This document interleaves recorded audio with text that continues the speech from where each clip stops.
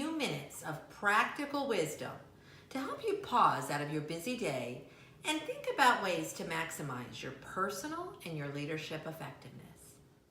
In today's episode, I'd like to talk about this badge of authenticity that we often herald as a virtue, being authentic. I want to be authentic.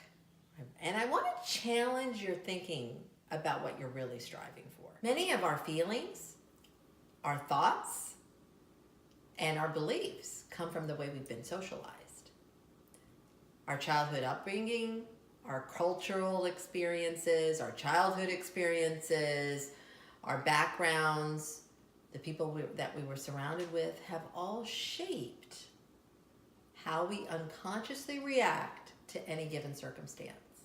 Sometimes these reactions are in alignment with who we want to be and who we're striving to become, and sometimes they're not. Let me give you an example of what I'm referring to.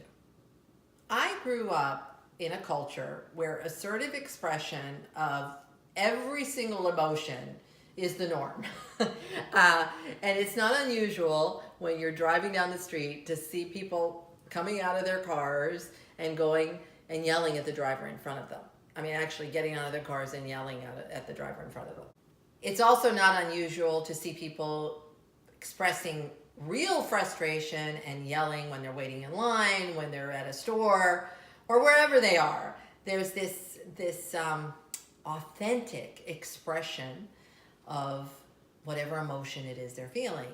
And the value that's connected with this is I'm telling it like it is. And I see it and I feel it and I tell people I'm real. And actually people really herald this as a value, that they're being authentic and real.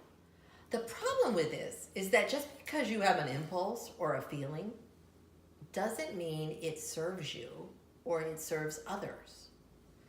See, the feeling or thought is really reaction-based conditioning rather than a piece of your authentic self. If you look at the source of the word authentic, authentic means coming from original source.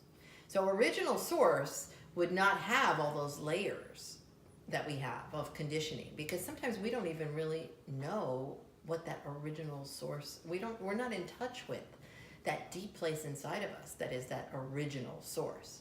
So instead of striving to be, quote, authentic, I would challenge you to reframe this and to strive to be in a place of choice.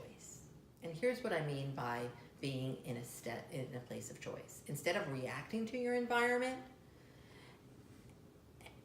be in a place where you're choosing your response to your environment. See, the catch here is that you get to create yourself. What words do you want people to use to describe you? Write them down.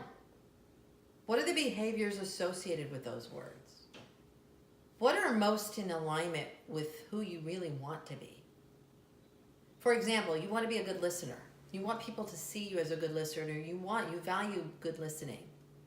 Well, some of our automatic responses may or may not be in alignment with that good listening.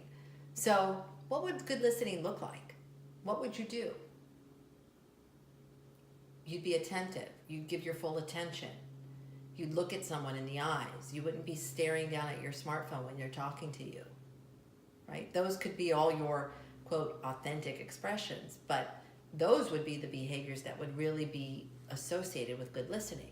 What then you do is, if you want to be a good listener, you're going to choose the behaviors that constitute good listening, and so on.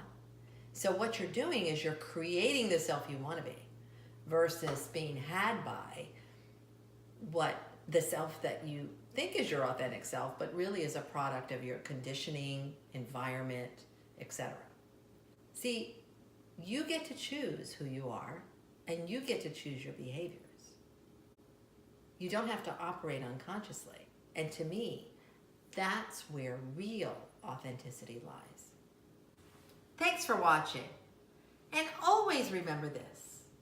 Every single moment, you have a choice in what you say, what you do, and how you make people feel.